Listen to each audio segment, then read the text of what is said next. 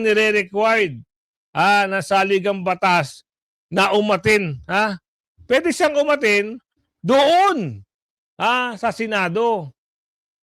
Ngayon may sapat na substance na ba? Yan ang laging yung sinasabi. Pinangungunahan nyo, kaya nga nagtataka ang taong bayan nung nagbotohan kayo.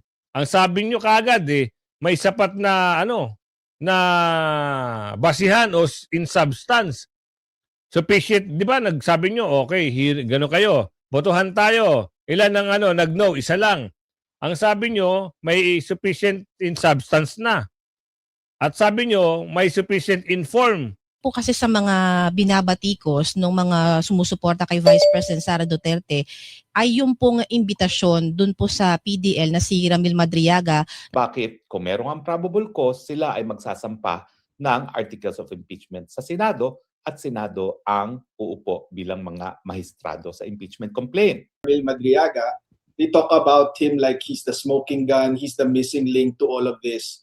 When really we think he's the weakest link. So we're not gonna, as counsel for the perjury case, we're not gonna stop them. Yes.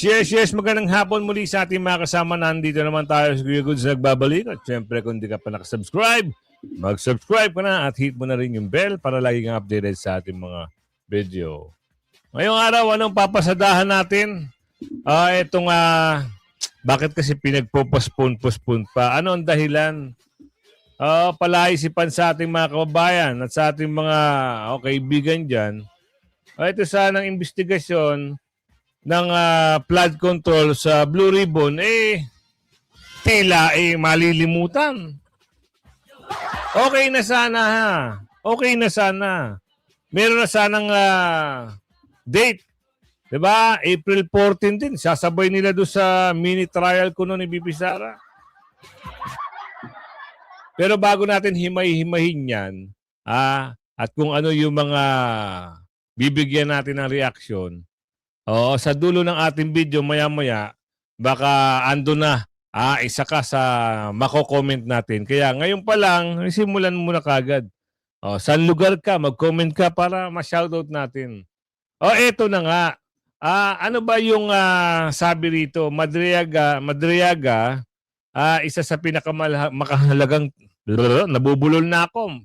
Isa raw sa pinakamahalagang tao makapagbigay impormasyon sa mga aligasyon versus BP Sara. Mga paratang nyo lang yan. Meron naman dito, Makabayan Bulok ata ito interview dito, pa-interview doon. Mahalagang bagay daw si Madriaga. Hindi nga kilala ni BP Sara si Madriaga. Diba? Pero bago natin talakayin yan, dito muna tayo. Saan? Dito sa kay Pinky. Pinky, bakit naman ganun? Kaya ngayon pala isipan pa rin hanggang ngayon para kay Senator Marcoleta ang biglaang pag-postpone ni Pinky sa upcoming hearing sana sa flood control scam ngayong April 14. So 2 days na lang sana. Biglang bawi. Laban. Bawi. Parang gano'n ang lumalabas dito Let's. Ow!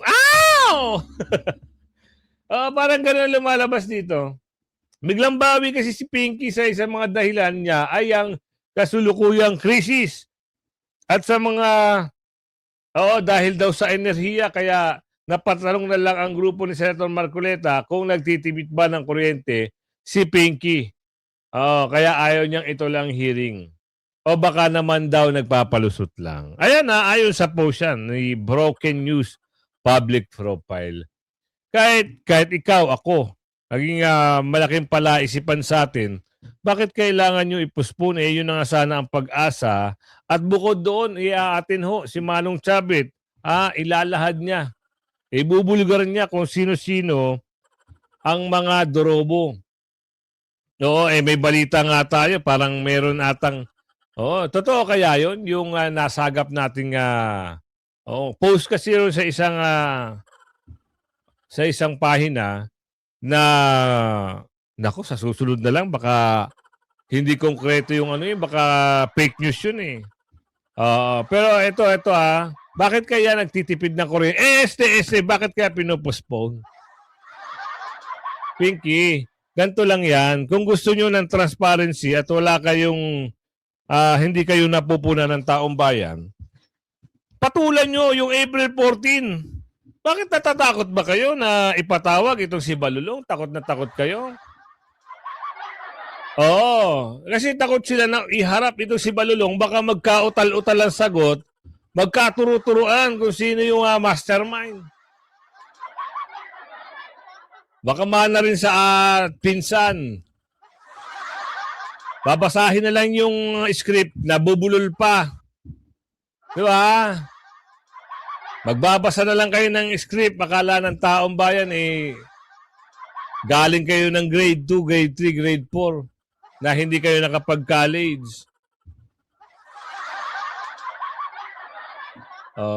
Lakasan mo loob mo kasi hinahanap ng taong bayan kung i-cover up mo at ayaw mo pa rin ipaharap dyan si Balulong, sabihin nyo kung ayaw nyo na lang, hindi marami pa kayong eto, may date na 2 araw na lang sana magkakaalaman na kung ipapatawag ba si Balulong Pinospone, kaya ito si Manong Chavit, ano nangyari?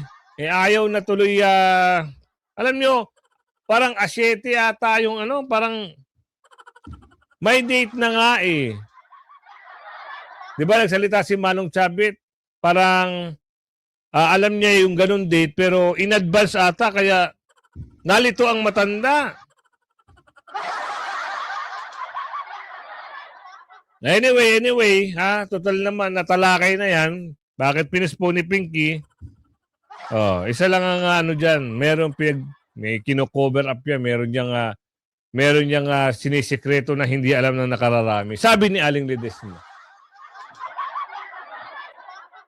Ipasok natin dito ito yung kanilang pinagmamalaki si Madriaga daw kuno. Bibigyan natin ng reaction itong ito hindi naman to representative lang naman to. Ito mga ito, sila pa yung mga maiingay na wala naman distrito. Sige, magsalita ka at bibigyan ka namin reaction maya-maya. Ating Facebook live. Congressman, ganito po, ang sabi po ng kampo ni Vice President Sara Duterte, ipagpaliban muna ng House Committee on Justice yung kanilang impeachment proceedings dahil may mga nakabinbin pa pong mga petisyon sa Korte Suprema. Tatlo.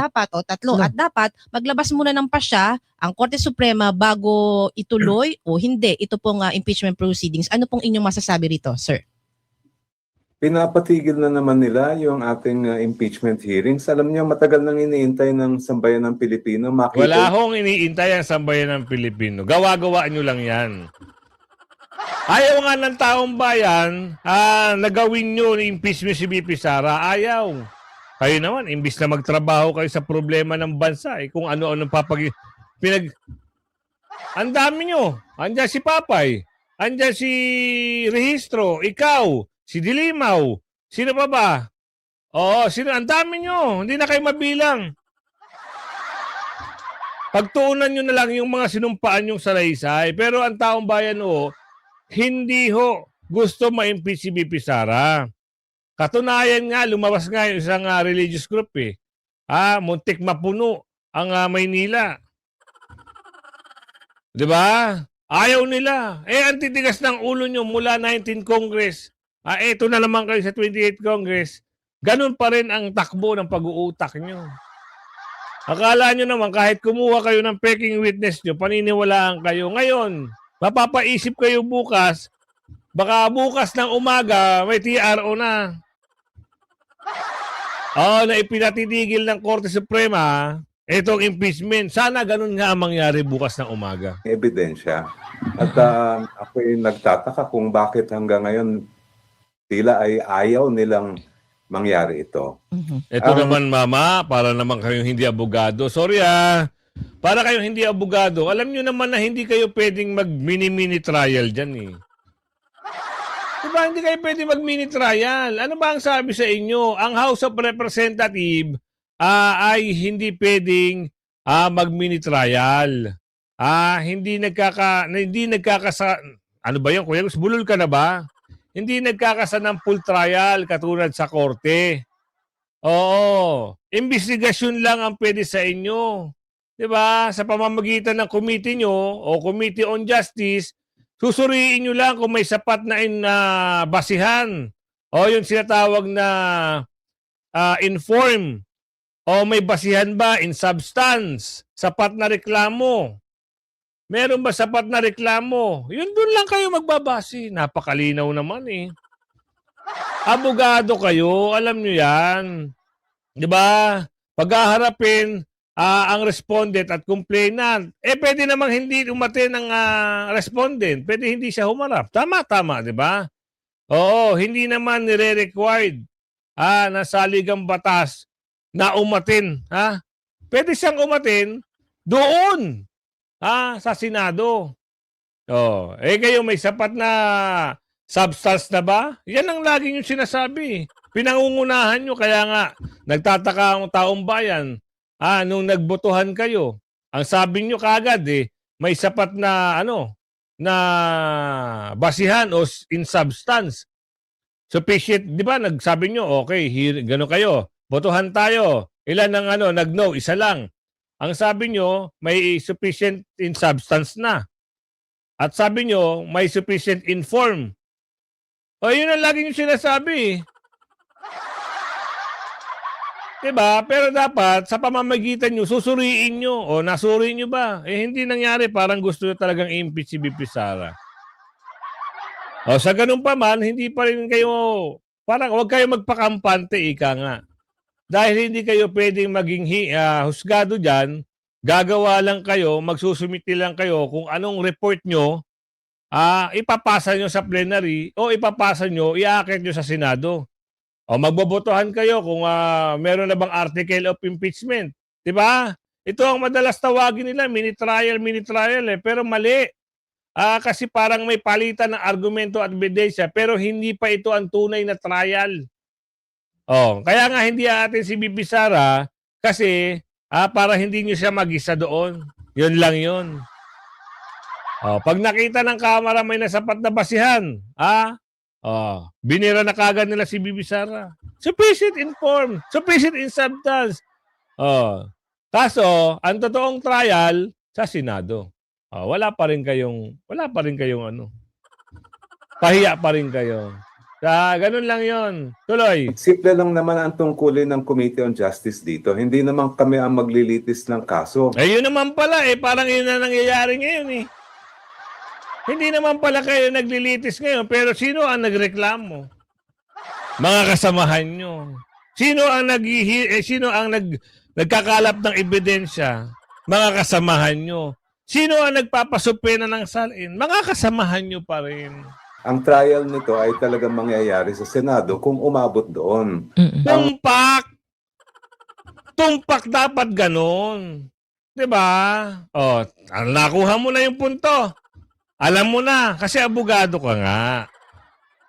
Ngayon, pag mimitingan nila yan, malamang sa malamang. Pero sabi nga, sana bukas, magkaroon ng linaw, yung TRO, may ahain na, para itong impeach na to sa pangalawang Pangulo kay BP Sara, maibasura na naman. Ang trabaho lang namin ay tingnan ang ebidensya at alamin kung sapat ba yung tinatawag na probable cause. Ayun na nga tayo Pero bakit yung isang mama, yung malaki ang muka, parang pinagdidiktikan niya na si BP Sara ay kailangan humarap. Hindi naman kailangan humarap si BP Sara, di ba? Kung meron kayo o sawa na kayo, nakabuo na kayo, sabi nyo, insufficient in substance, insufficient in form, di magkano na kayo, magdesisyon na kayo. Pag hindi umatay si BP Sara, mag-decide na kayo. Tama na yung mga ganyan. Nauubusan ka ba ng bayan dahil sa investigasyon dito? Kuno, magkano na naman ang ipopondo? Para matuloy ang kaso. So yung mga sinasabi nila na fishing expedition daw ito, na hindi daw pwede kami magsabina, naku, nasa loob yan ng aming rules ng House of Representatives at mismo ang... Tama ka doon. Pwede nga kayong magsupena. Ando na tayo. Meron kayong kakayahan magsupena. Pero ang problema, yung sinusupinahan nyo, hindi naman kasali doon sa dapat nyong ay tawag doon, kunan ng mga imbestiga o hindi sila kagaya nung asawa ni BP Sara, bakit nasasama doon? Di ba? Pati yung Lopin, anak ka ng bogi. Kaya yung tao nag-iisip, baka talagang pamumulitika lang to kasi hindi naman asawa ni BP Sara ang usapin dito eh. Pero ipinapasapin na yung salin. Bakit daw lumubo ng ganun? Oh, tama, mali. Oh, 'di ba? Kayo naman, no, binibiro niyo yung mga taong bayan eh. Sa ligang batas natin ang nagsabi at nag-utos sa amin na mag-conduct ng hearing. Ngayon, kung maalala niyo, Anong hearing yung sinasabi nyo? Walang hearing na mangyayari. Oo, wala mini trial na mangyayari. Mali yun. Sabi ng saligang batas, kayo ay pwedeng magkalap ng ebidensya. Pero hearing, wala. Kasi hindi nga atin si BP Sara. Tapos ang usapin. Di ba BP Sara hindi ka atin sa April 14? Oo daw. di ba yung una namin ginawa ay tinignan namin kung sufficient in form and substance ang mga complaint. Nagmamadali nga kayo nun, di ba? Ang bilis nyo magbotohan. Parang dalawang ano pa lang, session pa lang eh. Oo, napagdesisyon na. Insufficient in form. Insufficient in substance. Si BP Sara, sumagot ngayon. Di ba? Ngayon, nung si BP Sara ay pumunta sa Korte Suprema at naghain ng kanyang TRO, nag-iyakan yung mga kasama mo. Bakit daw tumakbo si BP Sara sa Korte Suprema? Para saan daw? Natatakot daw ba? Ha? Hindi sa natatakot. May paliwanag dyan. Kasi nga nagkakampi-kampihan kayo, sino ba ang pagsusumbungan ni BP Sara? Yung kataas-taasan lang. At saka may mali kasi. Unang-una may mali na. Ano yon? Yung one year bar rule. Doon na sila mabubutasan ng Korte Suprema. Totoo yan. Etong mga pinaghihirapan nila na to, wala na ito. Kasi ang sabi doon, pag nilabag yung 1 year bar rule, lahat ng complaint tas-tas na yan. Natapos na natin yan.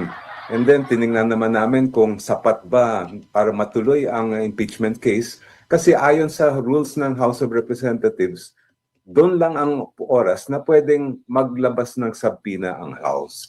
Para kaming yung piskal sa isang preliminary investigation na titingnan lang namin kung meron probable cause.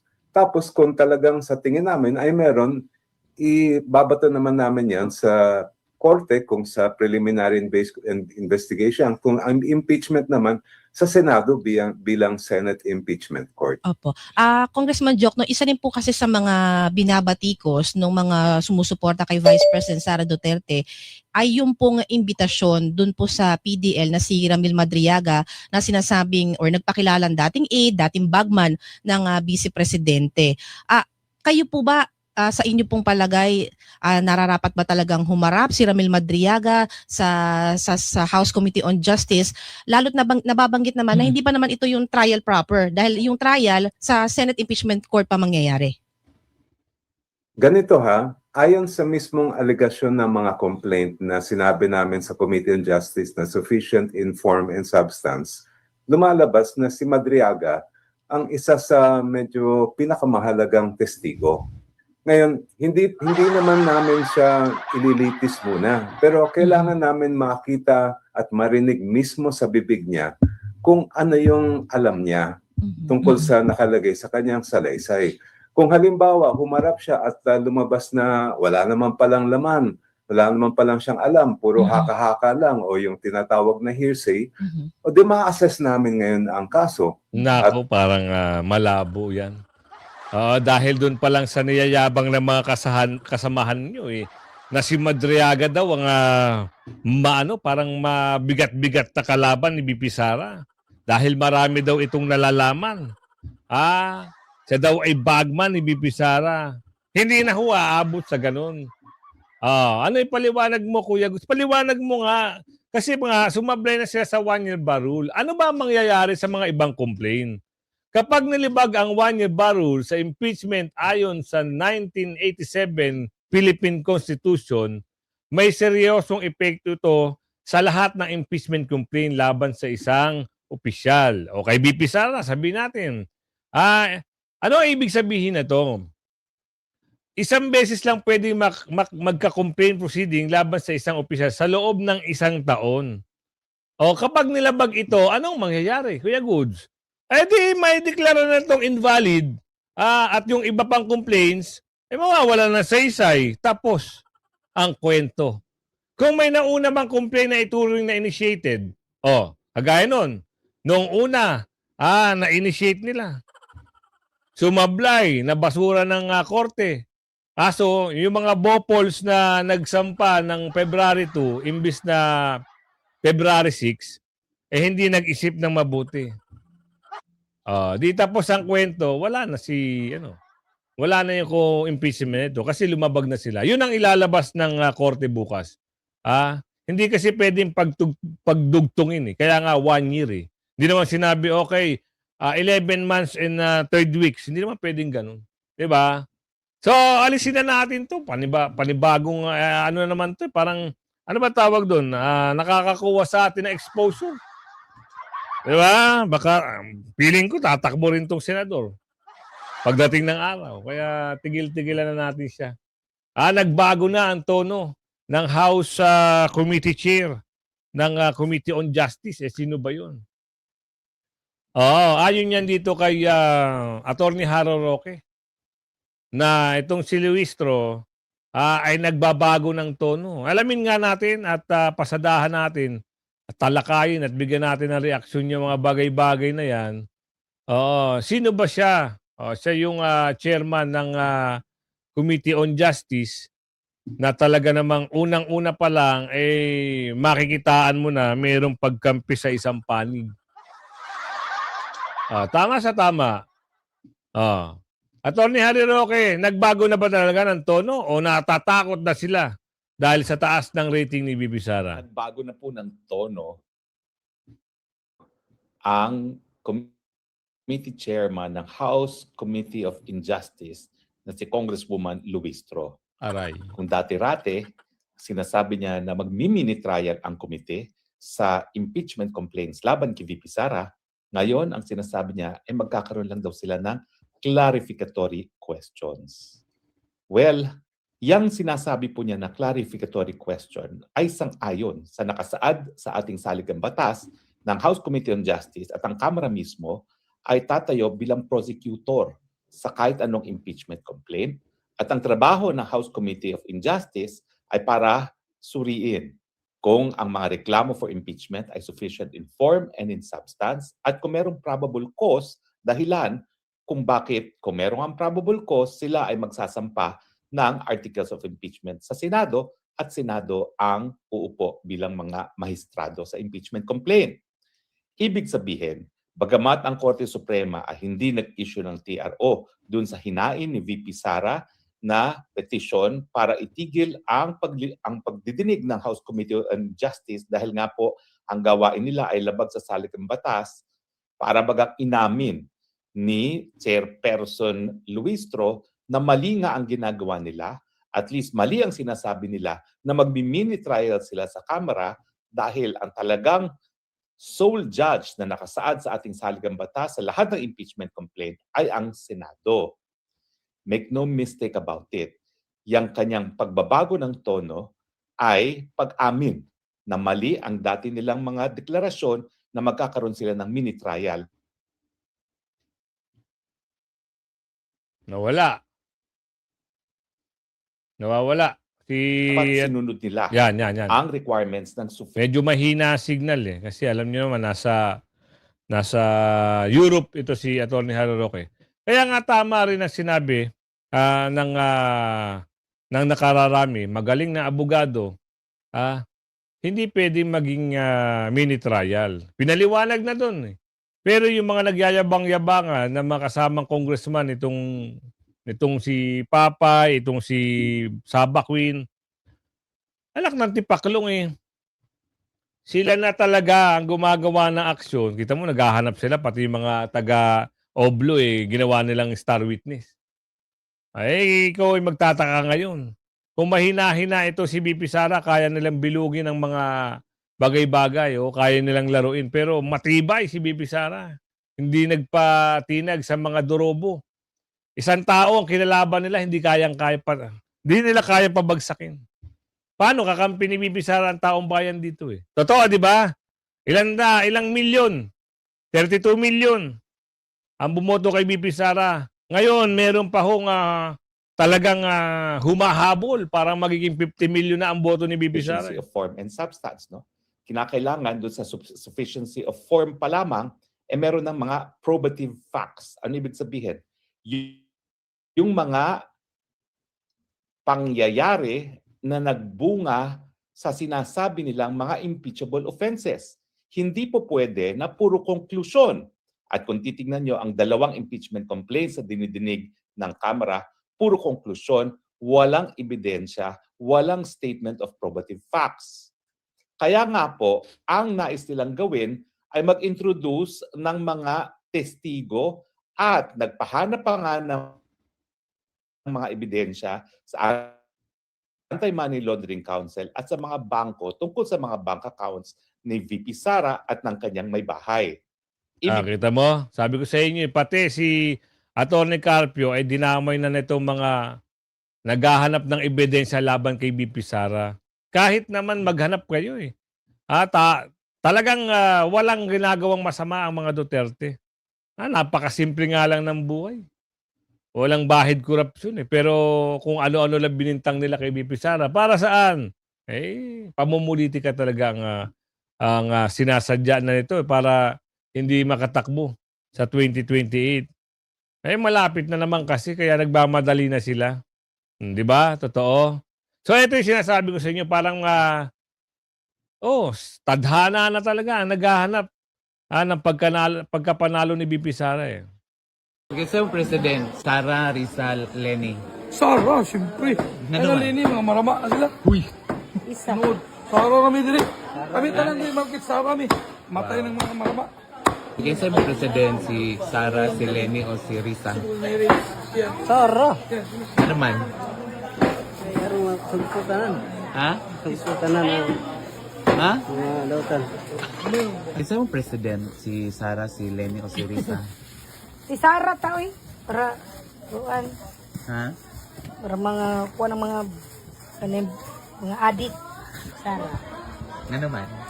Kabalo man gyud siya sa kalisod diri sa Pilipinas. Nasamot man atong kalisod diri sa Pilipinas nga sa BBM ato ang presidente. Yung gusto President ron niya, Sara, Leni o Risa. Sara. Ano man? Basta lang. Ano mangyayari niyan? Wala nang kumuha ng Leni, walang kumuha ng virus. Ibig sabihin, talaga kahit saan. Mga nagpapanggap dyan. Sabi nila, sa kanila daw ang Luzon. Sa inyo na Luzon. Kaso papayag ba yung mga solid Duterte? Luzon? Sabihin natin, okay. Sabihin na natin sa inyo na nga Luzon. Visayas, Mindanao kay BP Sara. Pero tatanggapin ba yan ng mga taga Luzon? Na sila ay maka-Leni o maka-virus? Hindi ho tatanggapin. Buwisit na sila sa mga magnanakaw. Diba? Buwisit na ho ang tao sa mga magnanakaw. The weakest link, kampo ni BP Sara, hindi nababahala sa pagtestigo ni Madriaga. Sino ba naman mahadlok dito kay Madriaga? Alam nyo naman na galing oblo yan. Wala ang matibay na ibibigay na ebidensya yan. Wala. Sasabihin lang sa kanya kung halimbawa umabot sa Senado, sasabihin lang ng mga senador yan. Ano ba yung karakter nito? Ano pala to Mandarambong din pala ito parang ano ito ransom di wala na. Ipasok natin abogado ni BP Sara ni si Paulo. Abogado ba? Kasama ba to sa abogado ni defense team ni Sana, sana. Sana. Nga pala. Parang ito ata yung kasama sa defense team ni VP Sara. Kuya Gus, makakalimutin ka na tuloy. When they talk about Ramil Madriaga, they talk about him like he's the smoking gun, he's the missing link to all of this. When really we think he's the weakest link. So we're not gonna, as counsel for the perjury case, we're not gonna stop them from self-destructing their case by inviting Madriaga to testify. Based on the evidence you have against Ramil Madriaga, ano po yung mensahe natin na nais iparating sa House Committee on Justice, especially ngayong na-invite na si Madriaga sa April 14 hearing? Sa inyong pananaw, sir, should they carefully consider before allowing Madriaga to speak and magpresenta ng mga umano'y evidence niya against the Vice President? Yeah, we're not concerned na magte-testify si Madriaga sa House Justice Committee. Of course, I just have to make it clear diba, that the impeachment defense team is challenging the jurisdiction of the House Justice Committee. They've gone to the Supreme Court to ask for a TRO and to ask the Supreme Court to void these proceedings. They also believe that the House Justice Committee has no power of subpoena. So and we agree with that. Kaya lang the situation is nag-issue sila ng subpoena kahit hindi dapat pwede. Walang TRO, so sinabi na nila na itutuloy na nila sa Tuesday. So that's the situation para sa amin as counsel for VP Sara in the specific perjury complaint versus Madriaga. We don't mind because we know that whatever he says are lies. And then in the proper forum, which is looking like the Senate, we can definitively prove that he's a fraud. So we don't have concerns that he's testifying. The only concern really is that baka may maniwala because I'm sure it's going to be amplified. Puro kalaban ni VP Sara yung nasa House Justice Committee. But kaya nga namin kayo inimbitahan ngayon para unahan na yung mangyayari sa Tuesday, which is to show you our side. Kasi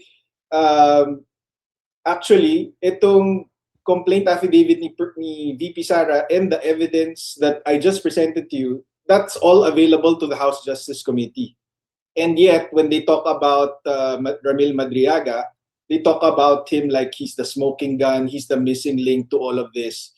When really we think he's the weakest link. So we're not gonna, as counsel for the perjury case, we're not gonna stop them from self-destructing their case by inviting Madriaga to testify. Wala, kahit imbitahan nila yan si Madriaga. Wala itong mapapala itong mga dorobo. Ito, shoutout segment tayo ha. Marami talaga nagpapa-shoutout sa atin. Nakikita natin talagang tuloy-tuloy yung ano nila. Mga komento nila. Good morning mula kay Ma'am Teofila Jose. Good morning Kuya Gus, watching from Italy. Yan, shoutout po kayo. Daniel Damolo. Kuya Gus, sununod ako mula Milan, Italy. Yan, Daniel Damolo. Yan, watching from Italy. Shoutout po. Kay Winnie Cuadera. Yan, shoutout po sa inyo. Okay, Famela Desierto. Shout out Kuya Good, watching your live in Talamban, Cebu. Ayan sa mga taga Cebu. Shout out po Ma'am Famela. Mula kay Ma'am Sicha Magbanwa. Shout out po Kuya Good from Antipolo City. Shout out po kay Mirna Manis, watching from Hulus, Zulu. Shout out po ng bonggang-bongga. Maris Villar, good morning Kuya Gus. Good morning din po. Hapon na pula dito. Ayan, shoutout po Ma'am Maris. Veronica Peralta, shoutout po. Nanonood siya sa Thailand. Ayun, maganda dyan maganda dyan sa Thailand na yan. Saan kaya sa Thailand, Ma'am Veronica Peralta? Saan kayo sa Thailand? Mula kay Ma'am Sir Eugenio Escalante. Nanonood siya mula Quezon City. Shoutout po, sir. Happy Sunday, Kuya Goods. Mula kay Ma'am Marciana de la Cruz. Happy Sunday din po. Shoutout po sa inyo. Golden Boy. Mula Palawan naman. Sa Rio Tuba, Bataraza, Palawan. Shoutout sa iyo, sir. Kay Bingsato. Bingsato, ha? Watching from Tokyo, Japan. Ayan, shoutout po sa inyo. Kay Rocky. Yan, shoutout sa iyo, sir. Oo. Kay Ma'am Jenny Casane. Ayan, nanonood siya mula Bugalyon, Pangasinan. Ha? Duterte talaga sila. Yan, shoutout po sa inyo. Oh, Remiti Teresa. Oh, laging nanonood siya, ha? Oh, watching from Goa, Camarines Sur. OFW Malaysia ngayong araw, nanonood sa iyo. Mabuhay tayong lahat. Solid Duterte, yan po. Shoutout po sa inyo. Christian Anulaya, nanonood siya mula Antipolo. Shoutout po. Evangeline Legarte, nasa Visayas naman sila nanonood. Shoutout po sa inyo. Nats Casenza, oo, nasa Washington. New Washington. Shoutout sa mga New Washington, Aklan. Ayun, ayaw ko sa New Washington ba o Aklan. Shoutout po sa inyo. Ano ito? Kay Mama Julia Legaspi. Tanong ko lang po, baka di kaya inintay muna yung shish ni Cara David na. Ano kaya yun? Oo, Remy Magkitdong. Ayan, shoutout po Ma'am Remy. Oo. San pa? Oh, meron pa? Oo, wala na ata. Oh, hanap muna tayo sa baba. Yan, pag comment lang po kayo, baka natatabunan. Oh. Oy, meron pa ba? Oh, wala na. Oh, yan, kung umabot ka sa video natin to, huwag mo kalimutan i-like, share, subscribe.